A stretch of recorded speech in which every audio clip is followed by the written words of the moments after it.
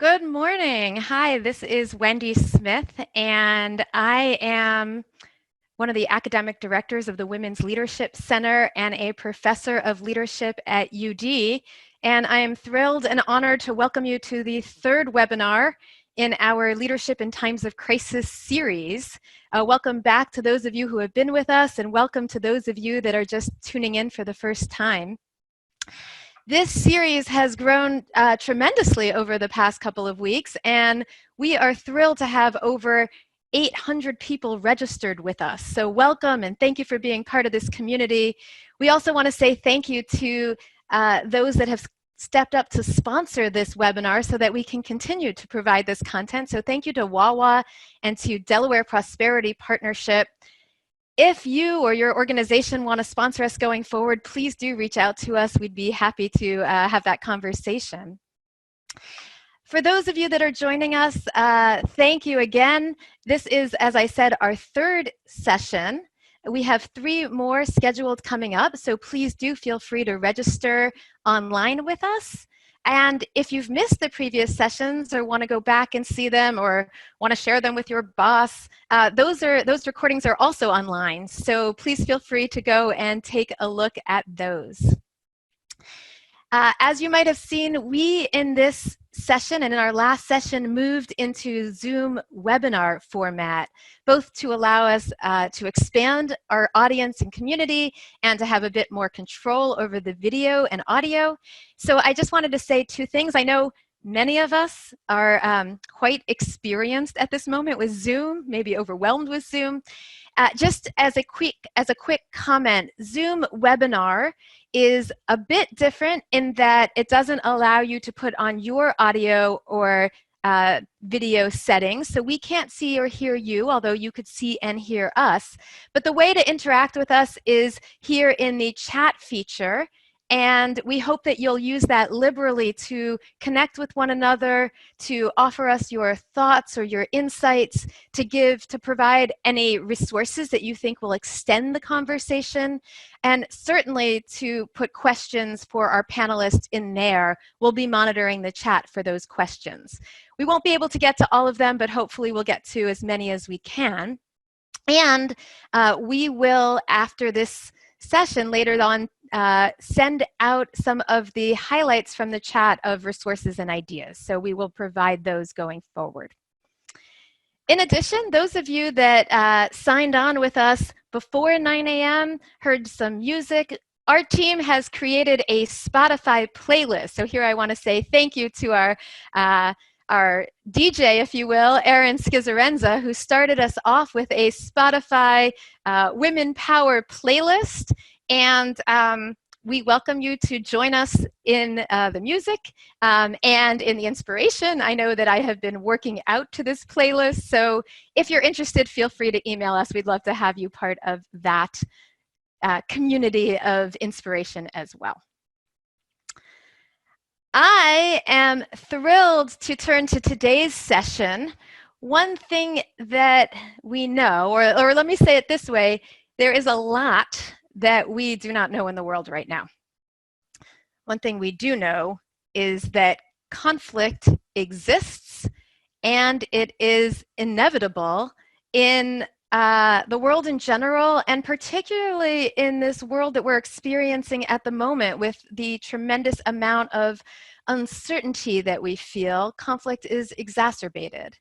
And so one question is, if conflict exists, how do we take those tensions and allow them, how do we understand them, how do we unpack them, and how do we allow them to help us to provide some generative opportunity rather than draw us down? And that conflict exists all over the place, and I am thrilled that we have 2 experts on leadership and on conflict to help us unpack those questions and really to rise up to meet this occasion, to navigate those conflicts in ways that we can rise up and meet this occasion where it is. I am thrilled to have Dr. Jennifer Goldman-Wetzler with us, who's the founder and CEO of Alignment Strategies Group, a New York-based consulting group that advises CEOs and their teams on how they can be at their best She is the author of the book Optimal Outcomes: Free Yourself from Conflict at Work, at Home, and in Life. I just had the chance to reread the book, and I'm so thrilled, Jen, to have you here with us. Jen is a former counterterrorism research fellow with the Department of Homeland Security in the United States. She's coached and consulted with CEOs, senior teams, and brings that to our conversation today. We also have Dr. Wanda Wallace with us. Wanda is a managing partner of Leadership Forum, where she coaches and facilitates conversations with leaders to improve their conversations and their effectiveness. She specializes in helping women and men get to the top and to thrive there. And her emphasis on helping managers is to break out of their idea of expertise to really be the most effective that they can be and to create really inclusive cultures. Wanda is the host of the radio show Out of the Comfort Zone, and her latest book is You Can't Know It All: Leading in the Age of Deep Expertise. Wanda, it's great to have you here as well. Jen, it's great to have you here. Welcome to both of you. I look forward to having this conversation. I'm going to just jump in. So some of you will know that we're just going to jump right into conversation based on feedback we've had on this webinar, because both of you have so much to offer us. And I'm just going to jump right in, Jen, with you and some of the ideas in your book. Your book, Optimal Outcomes, which I have right here, sort of is really critical in this crisis. You draw on work on conflict, both at the macro level, you draw on work on conflict at the micro level in our individual lives. And the central thesis of this book is that conflicts exist and some of them just can't be resolved. And so maybe we should stop trying to resolve ourselves from conflict or resolve the conflict and instead free ourselves from it. So, Jen, what does that mean? Maybe you can just start off by unpacking this shift from resolve to free ourselves. Sure. Well, first of all, Wendy, thank you so much for having me here today. It's a pleasure to be with you all. The reason I wrote this book is because I've spent the last 20 years teaching principled win-win negotiation and conflict resolution methodologies coming out of the program on negotiation at Harvard Law School, the book Getting to Yes, if people are familiar with it, Difficult Conversations. And all of this work over those 20 years I've found has been incredibly helpful to so many people around the world, in business settings, in government settings, in academic settings, nonprofits. And yet, what I found over and over again is that sometimes win-win collaborative methodologies just don't work. And so all of the work that I've done over the last 13 years has been dedicated to figuring out not only why does it not work, because I could have stayed stuck in answering the question of why does it not work for the rest of my life and still not had something to say about how do we get out of it, but also that question of, well, what do we do when we're stuck? So I think about conflict as we have a conflict habit that we use, other people have their own conflict habits, and we get stuck, locked in a pattern of interaction that becomes very difficult to break free from. And I call that being stuck on the conflict loop. So rather than trying to resolve something that is not resolvable, it's a loop, it's just going to go around and around. Our job is to free ourselves from that loop in a very simple way by doing something different from what we've done before. So we can talk more about how to do that, but that's it in a nutshell. Yeah, Jen, in your book, you have so many examples of what that might mean. Can you just give us a brief example of like what it looks like to move from resolve to free? Yeah. So we sort of get what that looks like. Yeah. So there are 4 conflict habits that I name in the book. We either tend to blame other people when we're stuck in conflict. We avoid other people to the point where we might shut down completely. Some of us blame ourselves, and others of us relentlessly seek to collaborate even when other people are not interested in collaborating with us. And so as an example, I mean, there's so many different examples I could give, but I'll give an example that I use in the book. It's throughout the entire book, and it's about me and my mom. And, you know, my mom and I had felt blamed by her for not calling her often enough. She had felt upset and angry at me that I wasn't calling her often enough, and I felt like I was a bad daughter, and she's so frustrated. And this would just happen, you know, every few weeks or months. This would come up again and again in our relationship.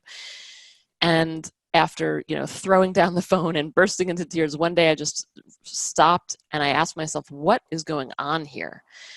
And I was able to notice that my mom and I are stuck in a blame pattern. We're just stuck on this loop, and it's just going around and around. So I had to ask myself, what else could I do? And there are 8 practices in the optimal outcomes method that help us get there. It's not just typically, you know, one day I just see the light and decide what else I could do. But I needed to raise my empathy for myself and for my mom. But you can ask yourself a very simple question. And in fact, there's a quiz that people can take online at optimaloutcomesbook.com/assessment. And you can find out which one of these 4 is your primary conflict habit, so that you can then ask yourself that question, what could I do that would be different?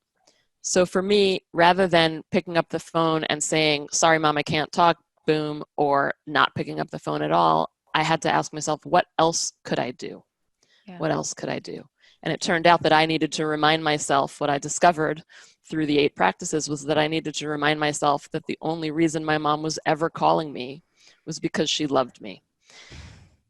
And through that, I was able to have a sense of freedom in this situation where she wasn't calling to attack me. She was calling because she wanted to connect with me, because she loved me. And that really shifted the entire dynamic. Yeah.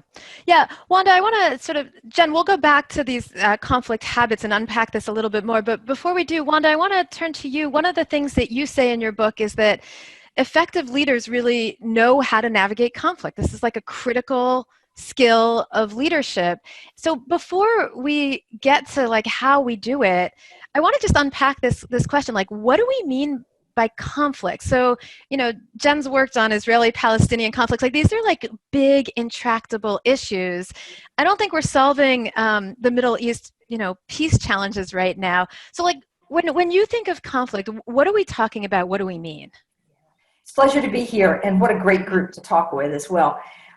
When I work around the world, I find people have very different interpretations of this word conflict. So I often, especially in Europe and definitely in Asia, if I say conflict, everybody is freezing, pushing away from the table, going, oh, no, I don't have conflict. Because to them, conflict means to the point where we have gotten to literally ready to kill each other. Like, there's just so much animosity, there's no hope left in this. And I think in the, you know, like in the US in particular, I don't think that's what we mean by the word conflict. So I think it's important to say, in conflict, we're talking about where we both care about something, we've got a stake in the game, and we can't agree on a way forward, and it matters. And we feel the tension, the disgruntlement, the disparagement at times, a range of emotions around this.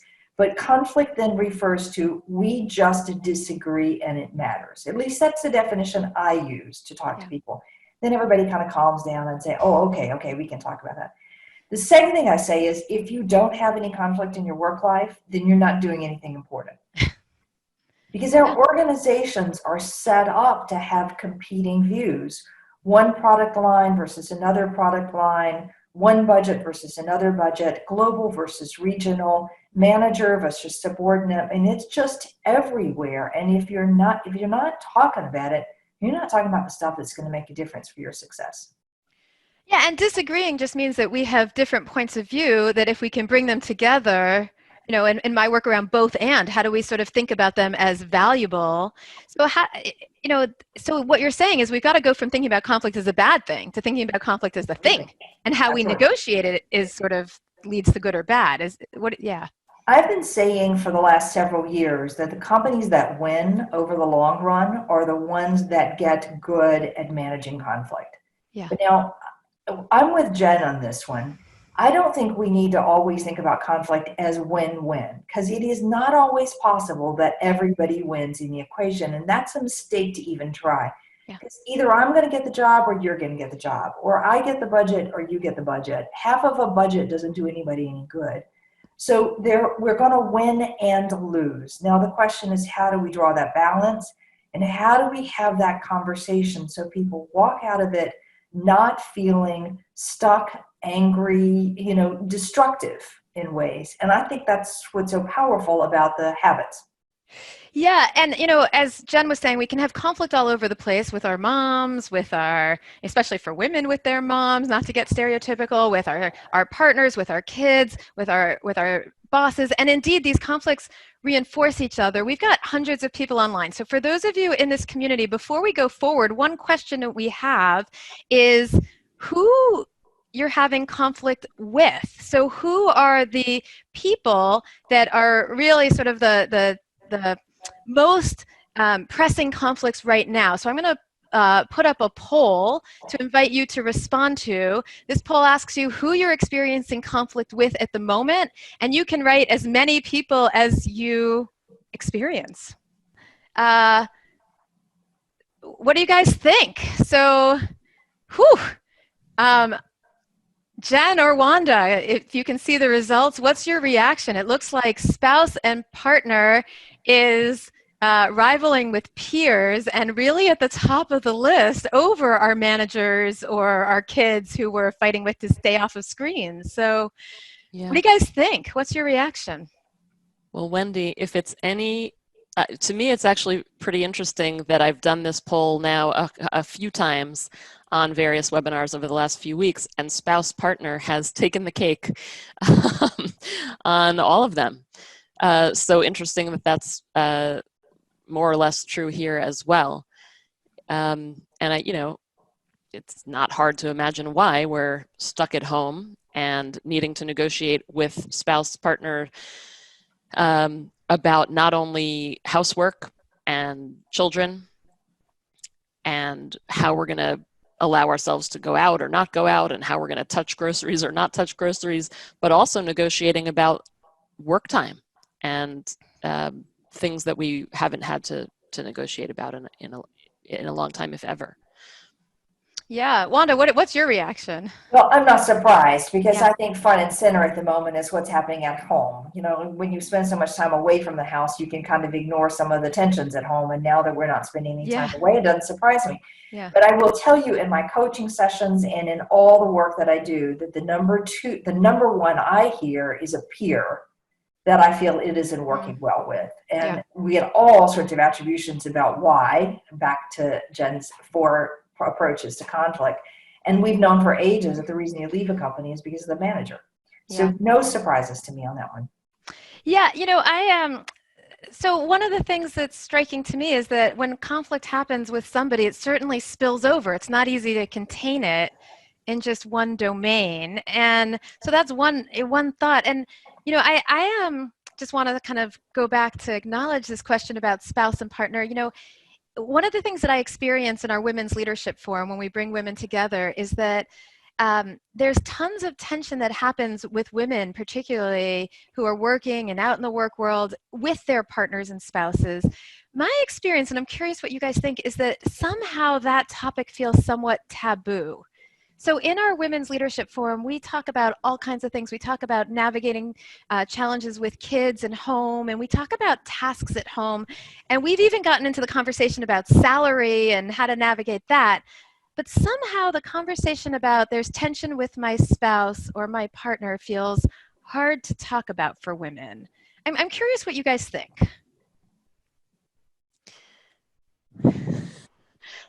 Yeah, I don't know how much, I don't know exactly what there is to say other than yes. I think there are certain things, in my work I talk about ideal values and shadow values. Ideal values being things that we're proud, that we care about in the world and that we're proud to say we care about.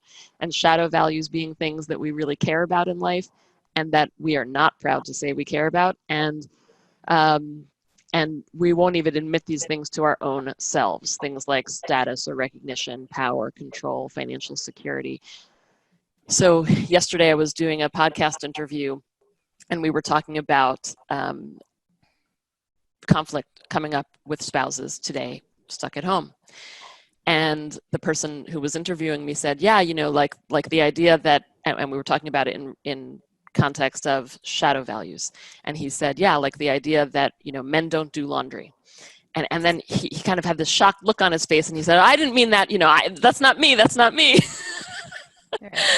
And so I said, yeah, that's the point, that there are certain things that we keep down, we push down out of our conscious awareness.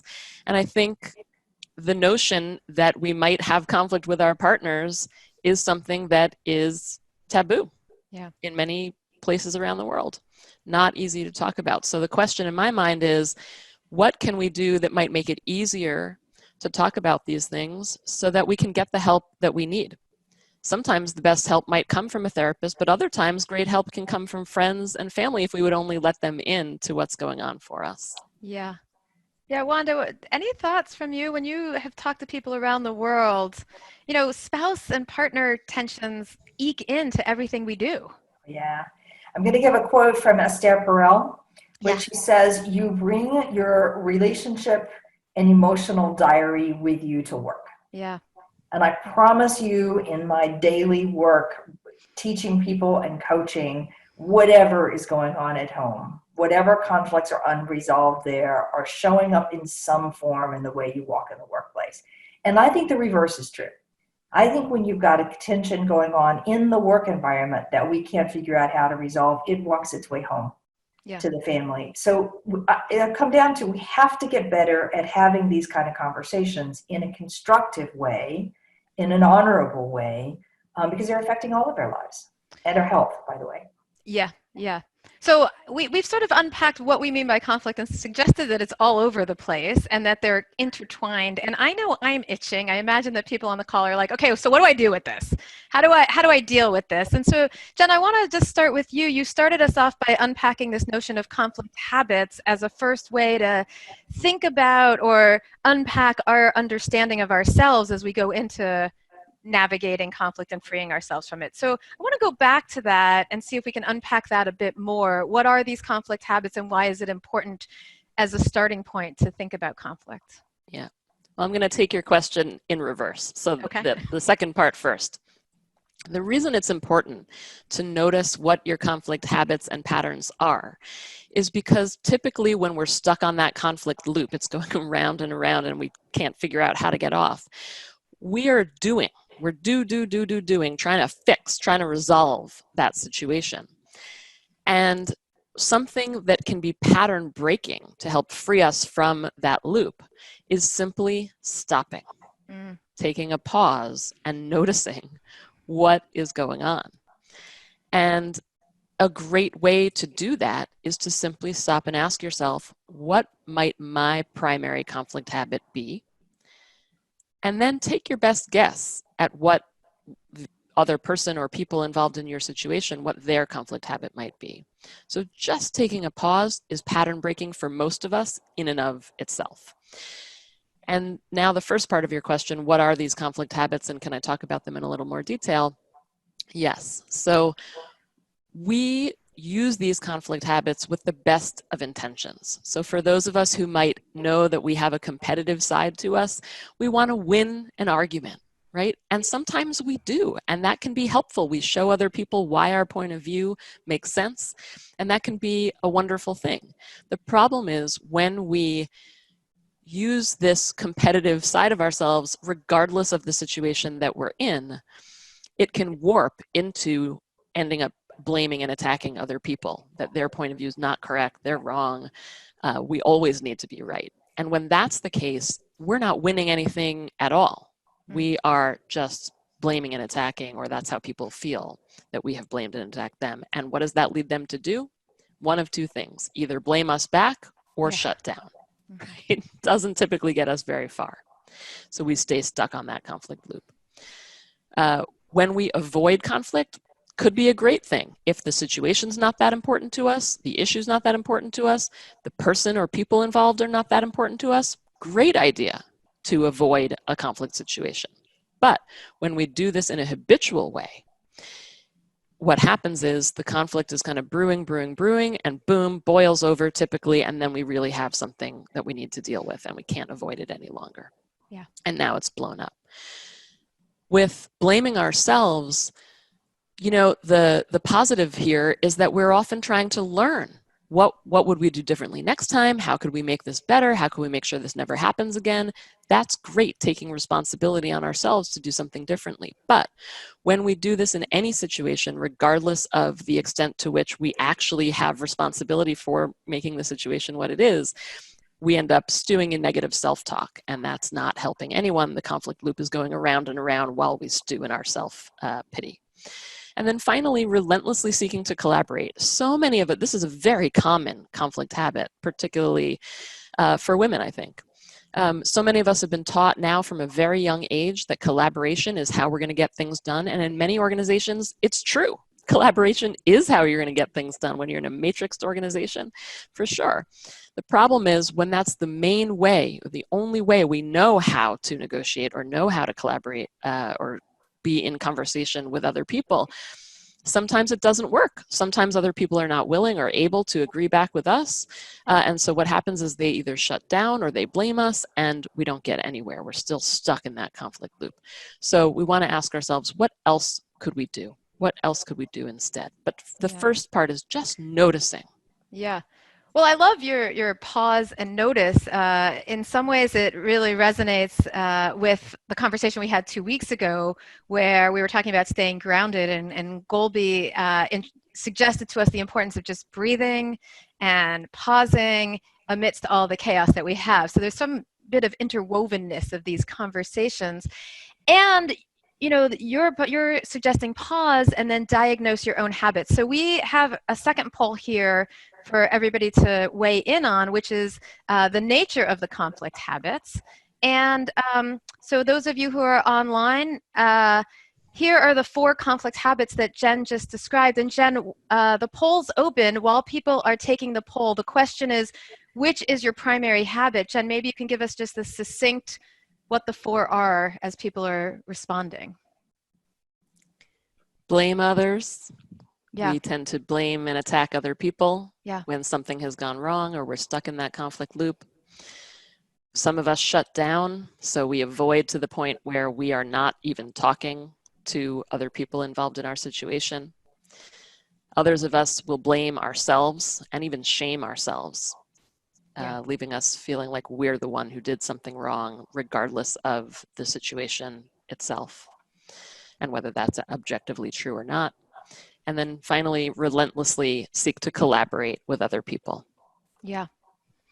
Yeah, so there's a couple of votes still coming in. I'm just going to leave it up for another couple of seconds for any last votes. I mean, I think your point here, which is what people are doing now, is to just start by knowing yourself.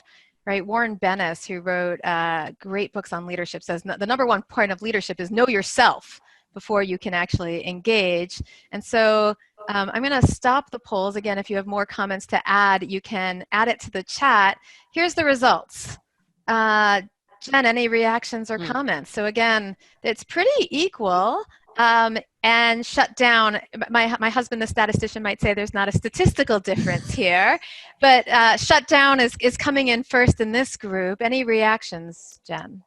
Yeah, I think this is pretty typical. So I do exercises with groups in organizations and with my students at Columbia. And I ask people to go to, we set up a space in the 4 corners of a room and have people go based on where they come out on this poll. And this looks like the way that it tends to look in the rooms, where people kind of use their feet to do their voting, and they walk to the corners. And yeah, I mean, I think this is pretty typical. The other thing I will say is that sometimes we're good at diagnosing our own habits, and other times, you know, taking that online assessment will help you know for sure if you've got yourself right or not. You can also ask other people, and of course you can ask other people to take that quiz online as well, so that you have a sense of not only what your habit is, but how you've gotten locked in a pattern with them. Something also interesting to think about is if your habit is shut down, what are other people's habits? Are they trying to relentlessly collaborate with you, and then you're kind of hiding and running away from that? Are they blaming you and then you're shutting down? Those are 2 pretty common reasons why, or common kind of patterns that we get stuck in with other people. Yeah, Wanda, any reactions from you on this poll or people's ways Yeah, of diagnosing their habits? I have one reaction. I think we blame others more than we realize, because Yeah, when we say blame others, it sounds like a terrible thing, and I'm not a yeah, bad person, and of course I wouldn't do that. yeah, But we have very sophisticated ways of making it somebody else's fault. yeah, They're just insecure, or they're just not interested in cooperating, or they're just self-centered. Those are yeah. all versions of blame yourself. I will say, in my work with women, I think the tendency to shut down is a bit of a survival technique. It's an Mm, easier thing to just shut down than it is to try to enter the fray, particularly in a male-dominated world. So it doesn't surprise me that that's slightly higher. But, on any given year, we can all do all four of those. yeah, So yeah. it's important to know.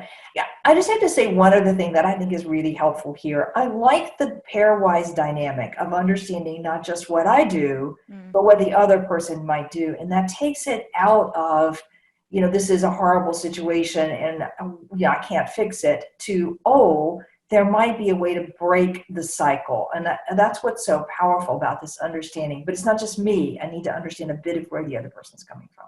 Yeah. yeah, absolutely. And so one question, so we're going to turn to some questions online in a minute, but before I take down this poll result, one question that bubbled up and that's relevant to where we stand as the Women's Leadership Initiative is, do you see or do you think, or what's your sense of gender differences in these kinds of habits? Any sense of that?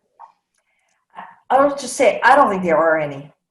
Really, truly. I see plenty of men who are willing to blame others. I see plenty of men who shut down. Mm, Across the board, I see all of those behaviors in people. mm, I will say, I think sometimes inside a company, the culture gets a dominant pattern. It doesn't mean that there are no longer individual differences, but the culture can become one where we just avoid conflict and nobody puts it on the table. right. And that makes it harder to counteract with a different style, because that's just what everybody's come to expect. Which may be a function of your leader's style, how the leader reinforces a style. It could be, but it's also as much a history. I mean, when people Mm, come to join a company, we tell a bunch of stories to them about what not to do and how not to do it. And, well, somebody got in trouble once when they did it. And you're trying to fit in, so you sort of read, well, nobody ever raises any difficult issues. I'm not going to raise them either. yeah, And we just get sucked right into this dominant style. yeah. Wendy, I would Yeah. add to that, and in the book I write about this, that the ways that we develop our conflict habits are typically based on factors emerging from how we were raised, Mm, right? So it could be that we grew up, like I did, in a family of screamers and door slammers, and we learn from a very young age, that that's how you deal with conflict. Or on the opposite side, we grow up in a family, and I've seen many, many, as Wanda has clients and students who grew up in families where conflict was to be avoided at all costs. And so that's still how they deal with conflict today, habitually. yeah. Now, that said, the idea that having a competitive nature might lead us to blame others in a habitual way, or when it gets kind of warped into that. I've seen that, like Wanda was talking about, in organizational contexts. And there's a story in the book about one of my clients who was in an HR position, and he was dealing with a sales team, leaders on a sales team, who he felt very attacked by. And when he thought about why that might be the case, he realized that, this is a very competitive team. Their slogan as a team was triple sales or go home. Wow. And so once he noticed that this was such a competitive team, okay, he feels attacked. Maybe he's not the only person who's ever felt attacked by these folks. It took away some of the sting for him. It wasn't personal. He saw that this was a cultural vibe on the team, and it kind of made sense. And then when he diagnosed his own habits, he realized that actually he himself was also able to admit that blame others was his habit, and he saw they were stuck in this blame pattern, just firing emails at each other, and he had the opportunity to stop that by doing something different and not just blaming them back the next time. So understanding the culture in which we sit, and also, why did that team have that culture? Well, people are drawn to, people who are competitive are going to naturally be drawn to a competitive environment, et cetera. So. You know, I had mentioned Warren Bennis before, and as you guys are talking, it strikes me, so I am a big fan of his book, I think from the 80s, On Becoming a Leader. And again, he starts with know yourself, as I was saying, but his next two on becoming a leader is first know yourself, but the second is know your context so that you can engage with it. And the third is be adaptive so that you can dynamically shift. And I think one of the things that we're trying to unpack here is, okay, so if you're going to be adaptive, once you know what your habits are and you know what the culture or what the other person's habits are, what the culture of your organization is, how do you adapt to engage with that? And Wanda, here I'm thinking about some of the insights from your book, You Can't Know It All, where a key piece to you for what you talk about is how one moves up into leadership from very functional or very specific expertise into a broader sense of leadership, and how that role of expertise may hold us back from engaging, from adapting, and from navigating conflict. And I was hoping you can unpack some of that for us. Yes, it's complicated. So, you know, we come to work and we're valued at work, and we feel like we're contributing at work because of the knowledge I bring to the table and because of my experience and my ability to get stuff done, something I call expertise leadership. It's the reason I have a seat at the table, and particularly for women, that's something we identify with. And it becomes a part of my identity that I know I'm the one who knows this. All right. So, and if you think about how deeply steeped this is in organizational life, we have silos in organizational life, and those are largely driven along expertise lines. If you stop to think about it, we share the same language, the same training, the same approach to problems. And so that expertise creates a cluster, creates my identity, my place at the table, and a cluster.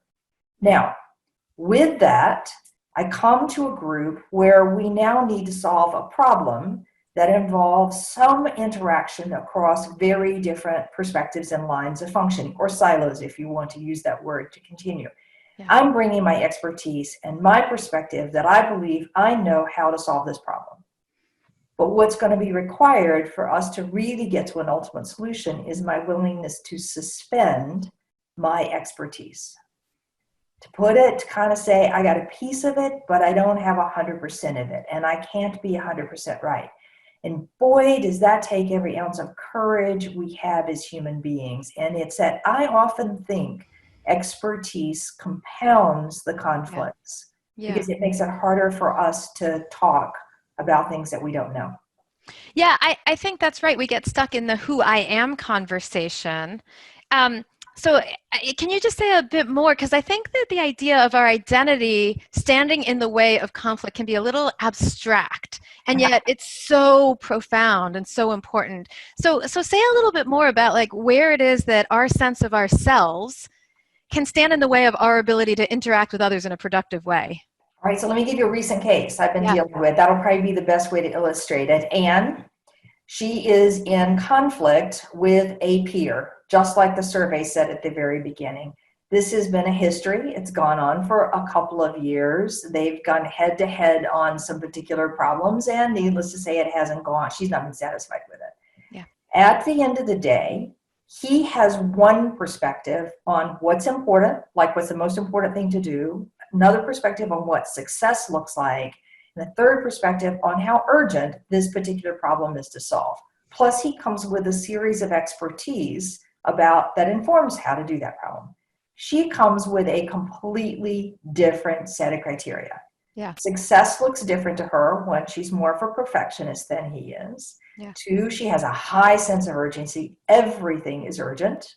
Pros and cons on that one. And three, she has a different set of analyses and problems that she's going to identify in this particular situation. Those two perspectives are set up to have nothing but tension between them unless each person can begin to say, oh, wait, let me stop and turn to genuinely hear why you think this is not the number one priority to solve, or why you think this is what success looks like, or why you see the problem the way you see it. Yeah. And that's suspending my own thinking. You know, Stephen Covey said, seek first to understand. It's the same principle we've been talking about for ages. But geez, when there's a lot on the line, it's hard to do. It's easy to say it and extraordinarily hard to do. And it's incredibly emotional. Yes. I mean, people who say take emotion out of it are kidding themselves. Yeah. Emotion is part of it. If I don't care about it, there's no emotion in it. So the ones worth fighting about are the ones where I do care. There is emotion. And we have to learn to work with the emotion, not try to shut down the emotion. Because if I shut down the emotion, I'm into Jen's habit of shutting down. That's what it's about. Yeah. Yeah. In some ways, Jen, what Wanda's saying sort of reflects your idea of values, both your sort of ideal values and your shadow values. Yeah. Yeah, absolutely. The ability to, in organizations in particular, but also in families and anywhere, the ability to, like we were saying before, to talk about what's undiscussable is key. And the point that I always like to make about shadow values is that you actually don't need to talk about them. That's not the point. Mm-hmm. So if you yourself can honor inside of your own thoughts, inside of your own self, the idea that you have things going on that you care about inside of yourself that you're not willing to admit to other people, that will shift the dynamic. That will free you from a situation where you have felt stuck. And similarly, closer to what Wanda is talking about, I think, if you can notice that for someone else, they may really care about being recognized, for example. But they can't even admit it to themselves, so there's no way they're going to admit it to you. But you know, because you can observe their behavior, that this is likely something that they really care about, they want to be recognized. What would it look like for you to simply make that acknowledgement in your own, for yourself? You don't need to go and try to have another difficult conversation that's going to lead nowhere or have the risk of exploding. You really don't. Just someone in the chat said was asking about this question of recognition, saying, it feels like respect. And what do you do when you feel disrespected? Mm-hmm. So I think what you're suggesting is start with yourself, like acknowledge where that comes from yourself before you have to start looking to others to advance that for you. Yes. Yes. So for example, one of my students, he was really struggling. He came from a family with not a lot of resources, poor family in the middle of New York City. And he had really made it in the world professionally. And he couldn't stand that his mother and his siblings would not recognize his achievements. He felt totally disrespected by his own family. And this had been years and years of struggling with this as an adult. And through literally within the span of a 3-day workshop, he was able to free himself from that conflict. He never picked up the phone and called them, but 3 days later after doing this work, he was able to see they couldn't acknowledge him because it meant something for them that was negative, that they hadn't made it, that they were still stuck where they were. And so it was impossible for them in their world to acknowledge his success. And he became okay with that and found his recognition elsewhere inside of himself, from colleagues of his and friends of his who were with him on the journey he had been on. And so powerful. So that's what I'm talking about the difference between freeing yourself. You don't need anyone else's cooperation to free yourself from conflict. You only need to do the work inside of yourself. And for sure that takes courage, and it's not easy, but guess what? It's a lot harder to try to make other people change than it is to change inside of yourself. Yeah, I mean, going back to our conversation about spouses, like marital therapy 101 is everybody walks in and says, please change my spouse. Whereas really the value is, what can I do differently? Because that's where the real power comes from. Wanda, you were going to say something else to that comment. But I'm going to take it off in a slightly different angle. So I'm hesitant because this is a really important point.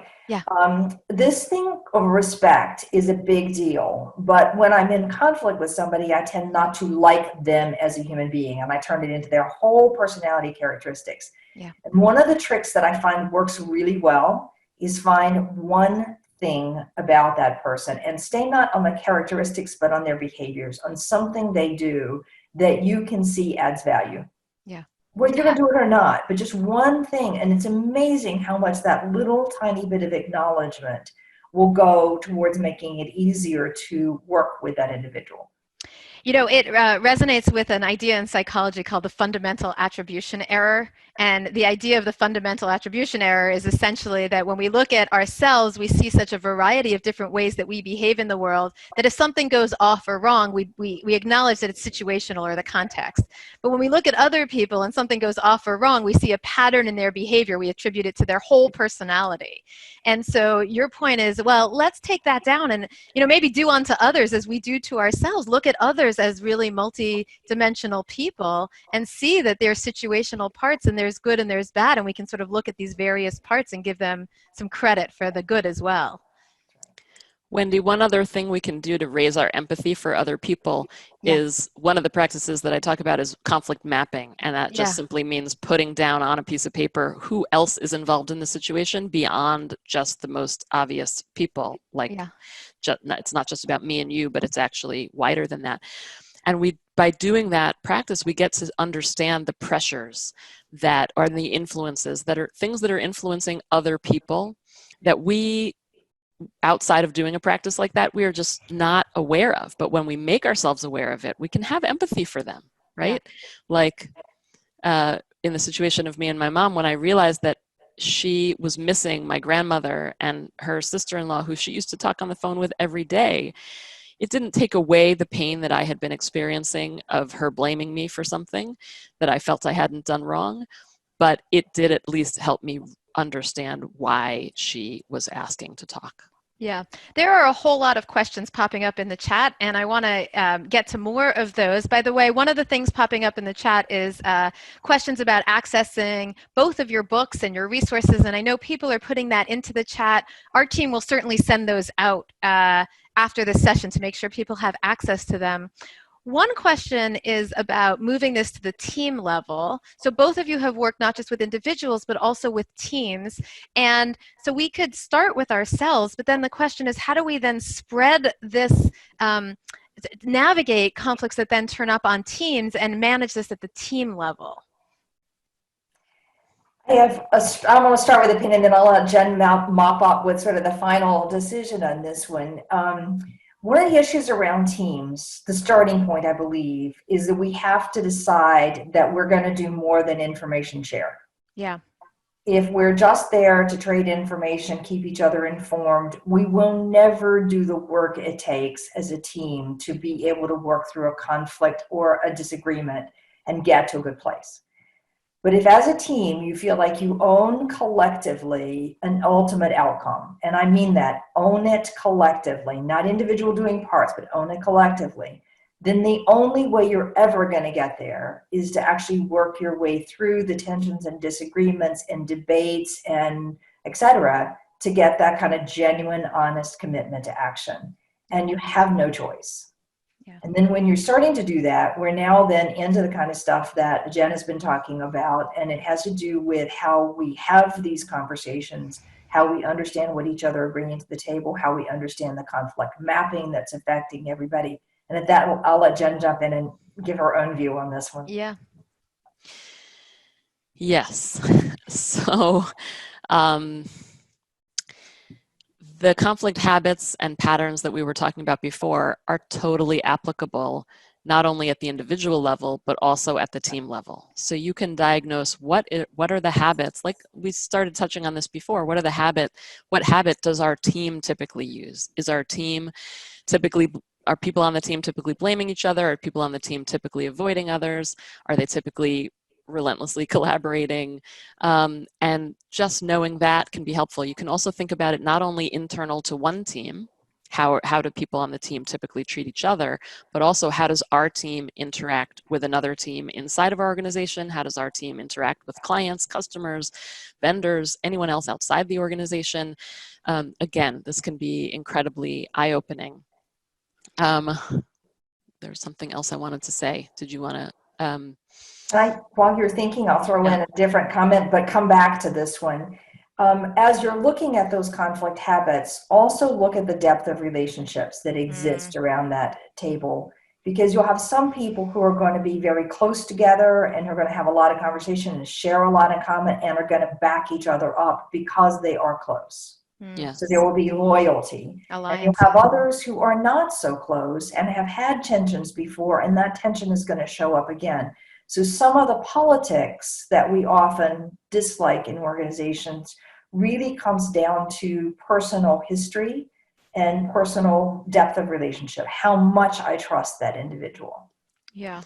I remembered also, thank you, Wanda, and the thing that I had wanted to say was when you do the conflict mapping for a team. Yeah. So I just did this with a client of mine who is himself a consultant to teams. And he had been so focused on one interaction on the team that he was trying to help, which was there was a board of directors and he saw them as in conflict with the CEO of the organization. And that the board of directors is trying to get the CEO to step down and allow for someone to succeed him, and they couldn't figure out how to do it, and the CEO is not doing what they want.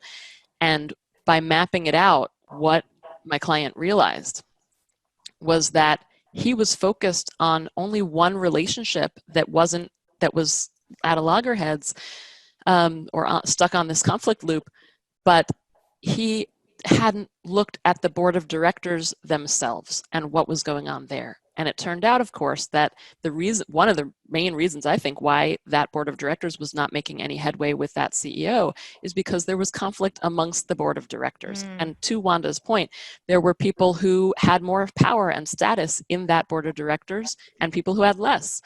And people kind of jockeying for their point of view being the right one. Some people thinking the CEO should step down. Some people thinking he shouldn't. And people having conversations at the level of yes, no, and not why do you think that? What are you concerned about? If you would step down, what might happen?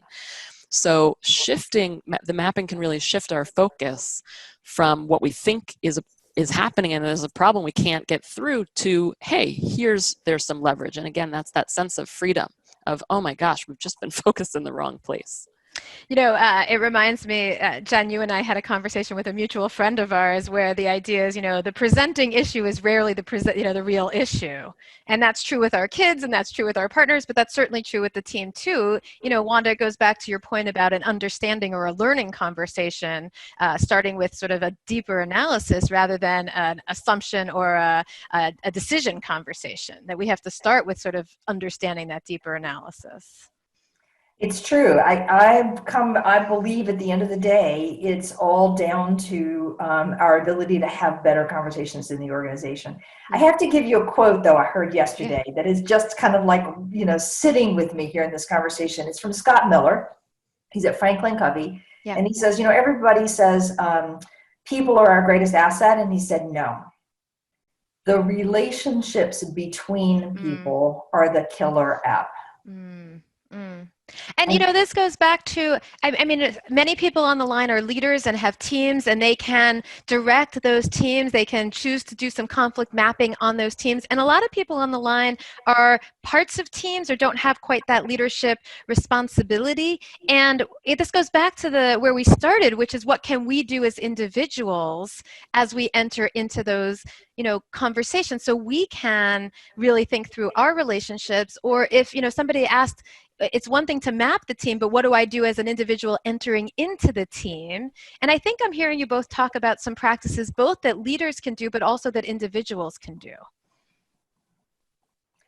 I think first off, I always say never go it alone. Like find somebody who's got a similar perspective. So, because one person we can silence in an organization.